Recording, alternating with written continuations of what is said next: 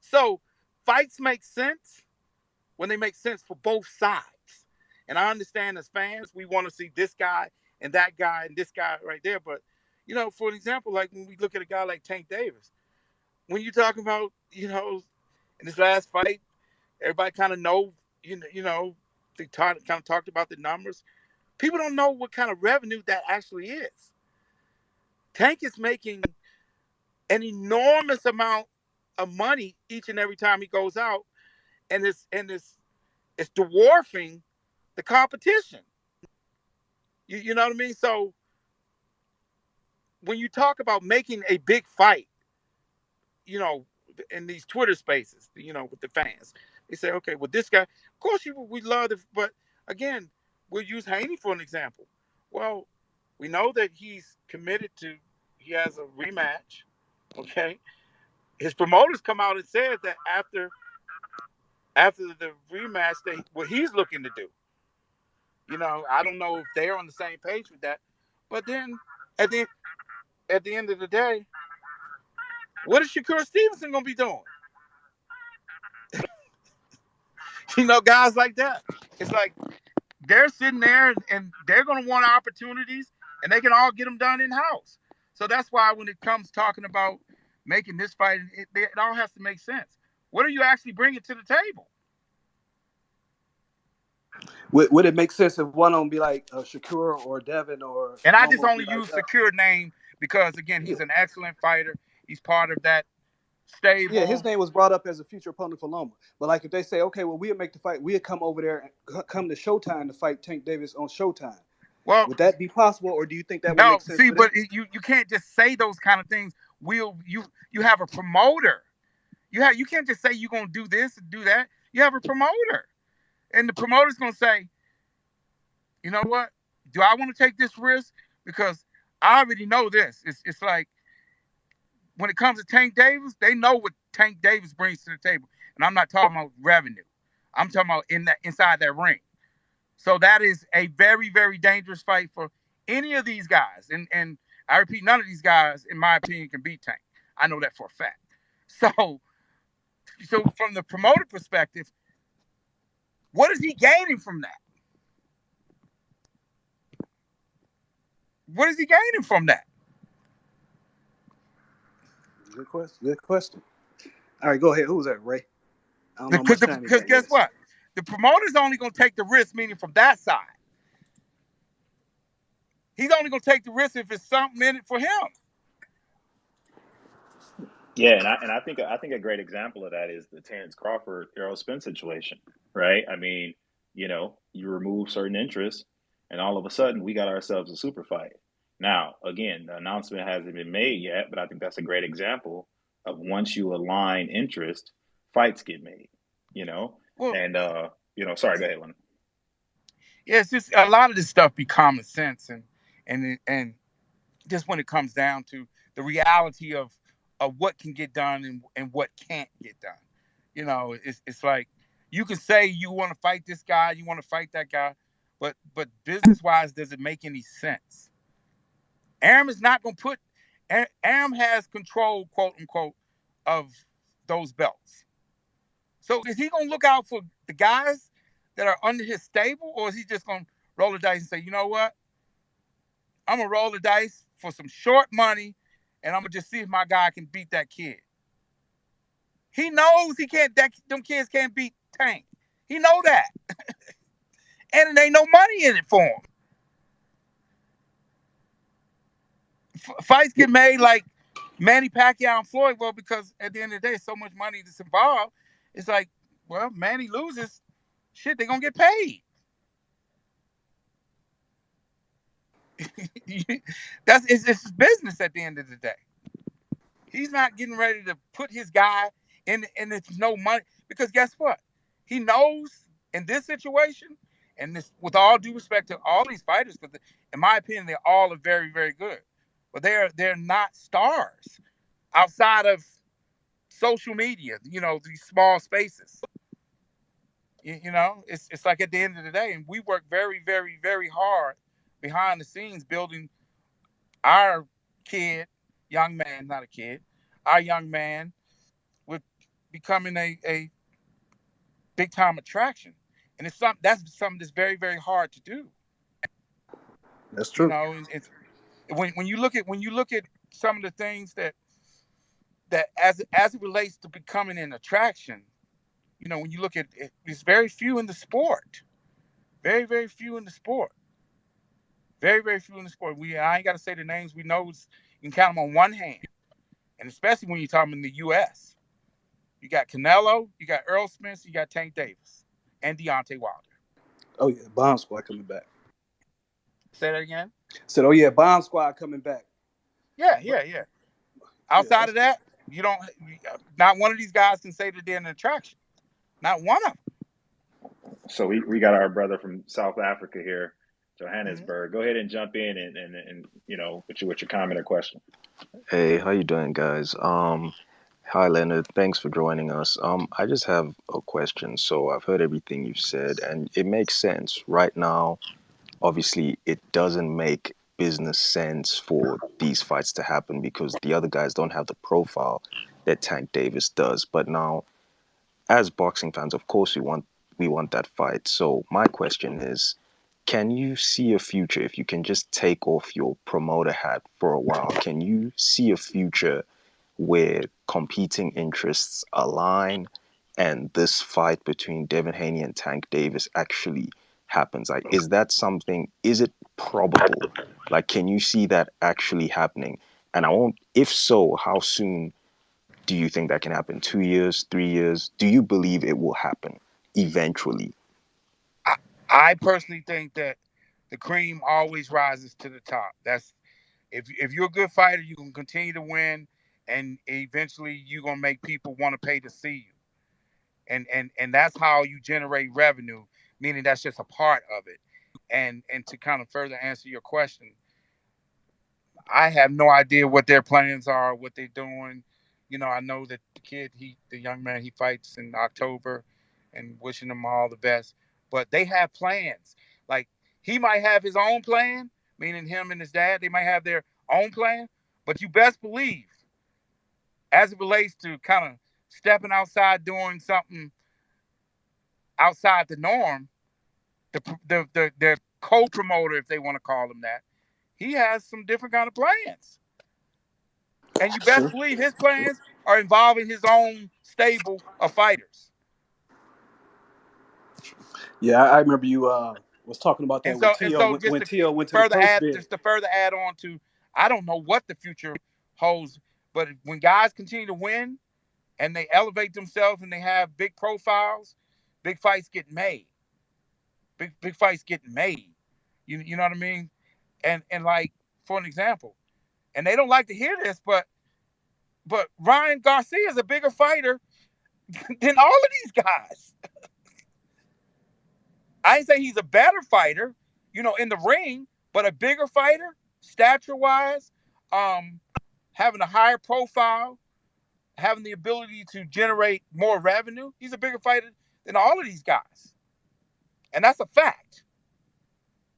That's not my opinion. That's a fact. And so right on that note, Leonard, we did have Stephen last night sort of confirm that there are conversations happening between Team Davis and Team Garcia. So I don't know if you can say more about that, I but don't want to get into any of that part, but I'll just okay, say that one of the biggest fights in boxing to be made, potentially be made, would be those two fighting each other. That and if it, as it relates to big fights, and you just saying Tank Davis and Ryan Garcia versus a Tank Davis and Haney. Ryan Garcia and Tank Davis fight is 100 times bigger than that other fight, Well, I want to ask a different type of and question, not a actually. 100 times, but I think you guys know what Yeah, I'm yeah, Yeah, yeah, no, yeah. no, yeah, yeah. we It's understand. not even in the same stratosphere. Yeah, we understand. But Yeah, I I'm want to saying ask you a different type of because question. again, there's different audiences that are involved when you know, and I'm not saying that this fighter is better than that fighter because fights are won in the ring, not talking about them. Fights are won in the ring. You know, Let me all let, of these fighters are very good fighters in my yeah. opinion.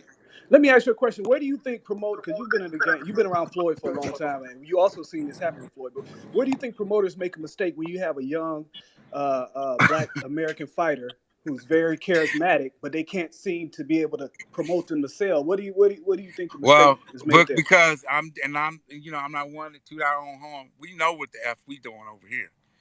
You know what I mean? And it's like because we've spent the last 25, 26 years with, and one thing that like Steven kind of touched on is that we understand what these marketplaces are.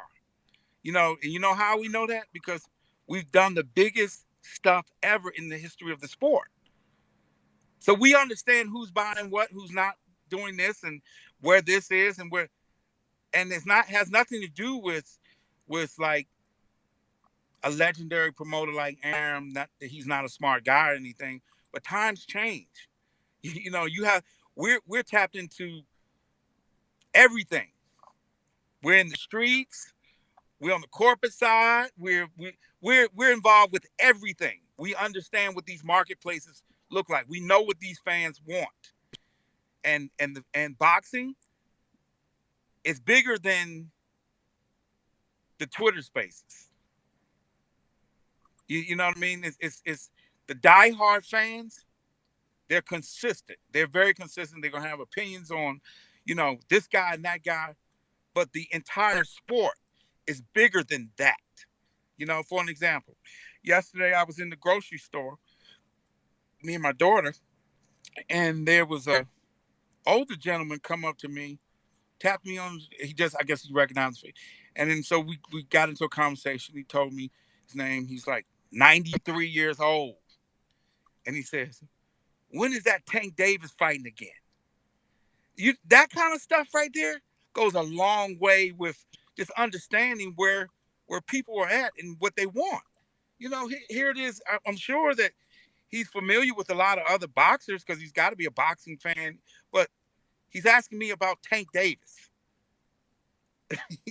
You understand what I'm saying? So it just kind of reiterates we're doing a very good job with what, because we understand what it's about. We understand what it's about, and sometimes again it's that the sport is a business. It is a business Yes, at all times. Like Wilder always say, it's a business first. Yeah, yeah, and And, and that and that's true. And so it's like that's why I don't have nothing negative to say about any of these fighters, but they're not as big as they think that they are. And not only they're not as big as they think they are, but more importantly is that when it comes to generating revenue, it's like you're not even in the same stratosphere. Not in the yeah, same stratosphere. We hear these negative these these negative narratives but we all collectively we have so much experience with this stuff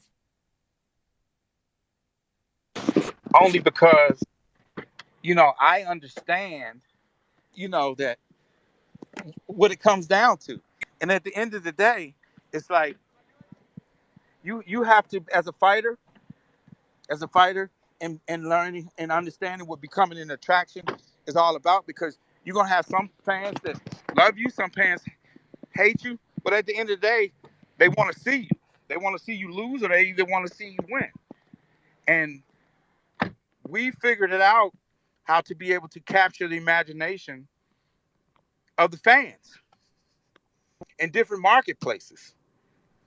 And unfortunately, others haven't been able to do that. You know what I mean? So yeah, yeah, yeah. And my question on that point, actually, Leonard, you going down the line, I wanted to take this conversation, which is, you have been working with Floyd for what, over 20 years now, and 26.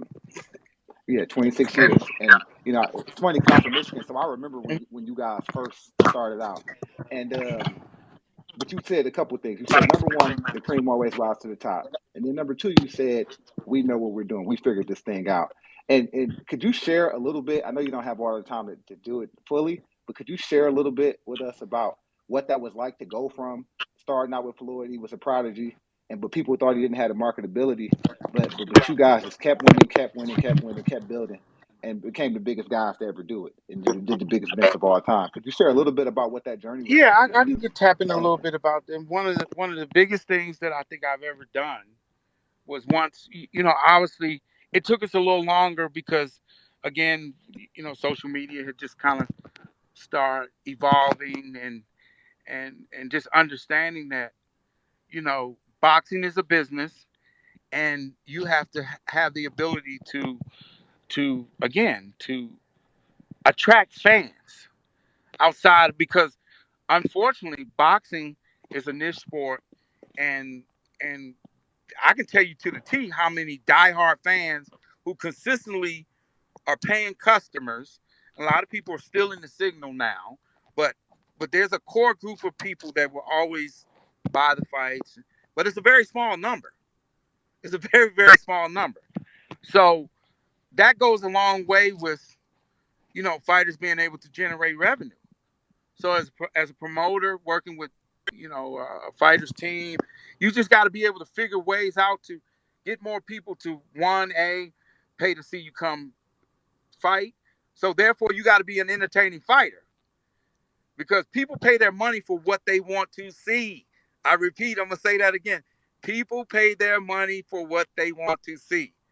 Tank Davis has became a big time attraction because guess what? People want to see Tank Davis because he does what? He knocks people out, and he's the most exciting fighter in the entire sport. And the people who pay to come see him, they don't know the first thing about being a unified champion, being this champion, they don't care.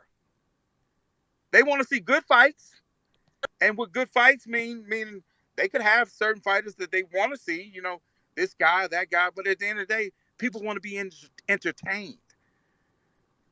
People want to That's be true. entertained.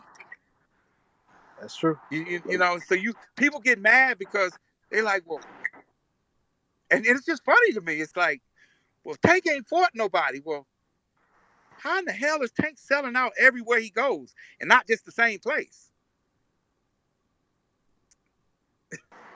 Like I always tell them, you could take out of the tens of millions or hundreds of million, whatever it was, pay per views Floyd sold.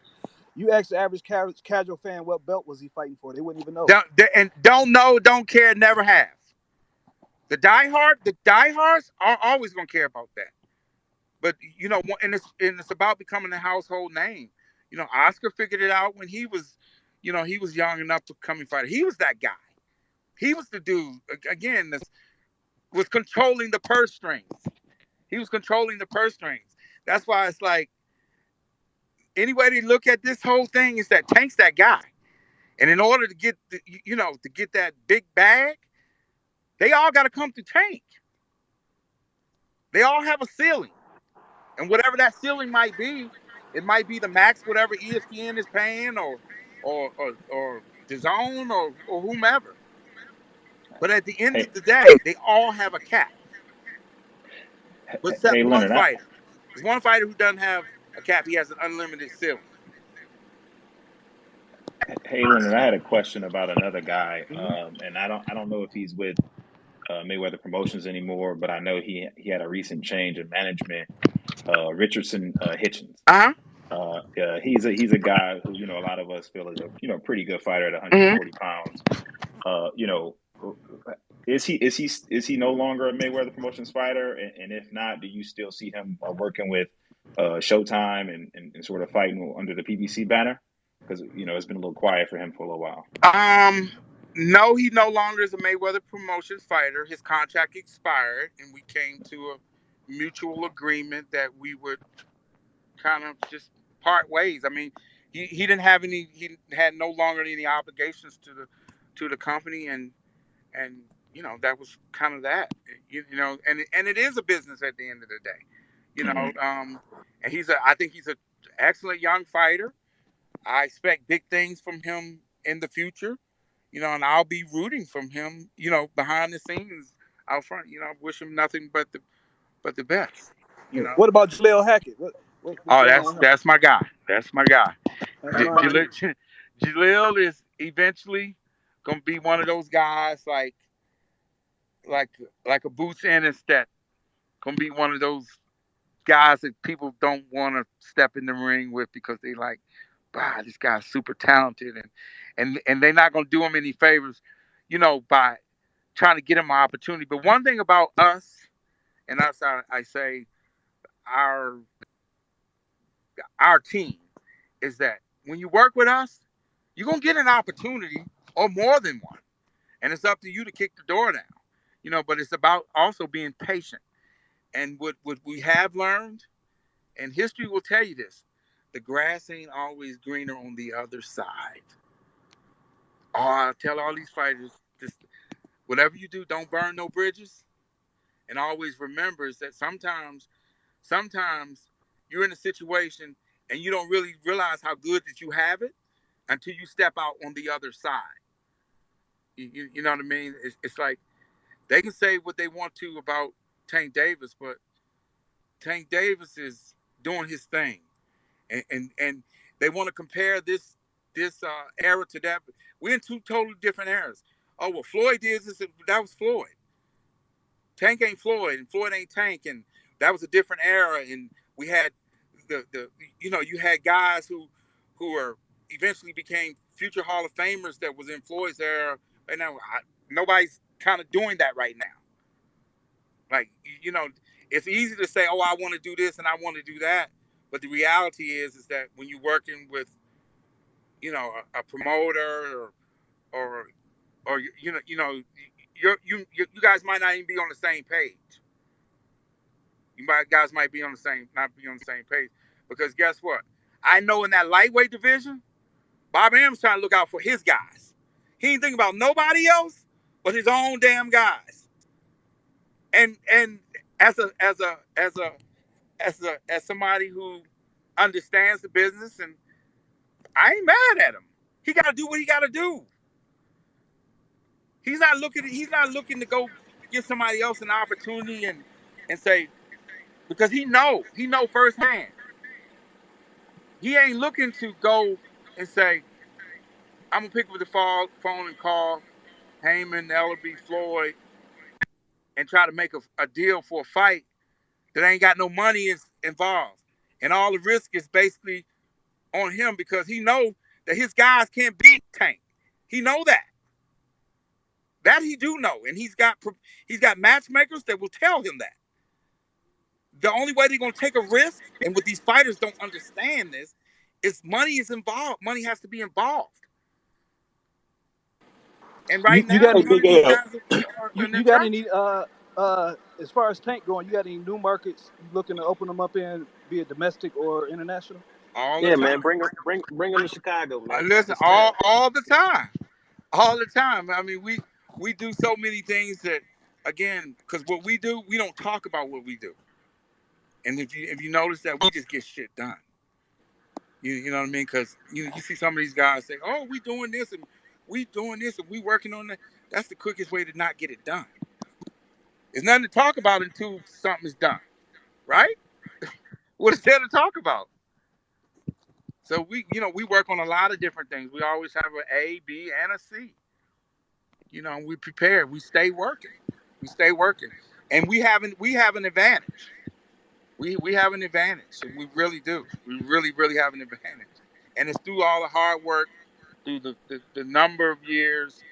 And again, somebody had asked a question earlier about like coming up with Floyd.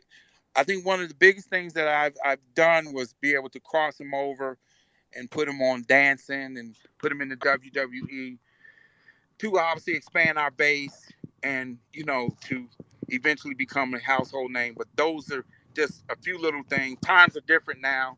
That we were very creative with putting him in a position to be able to have a platform outside of the diehard fans with boxing being a niche sport.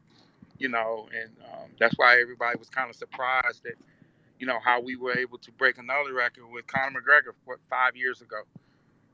Because again, when you have a big platform and you're working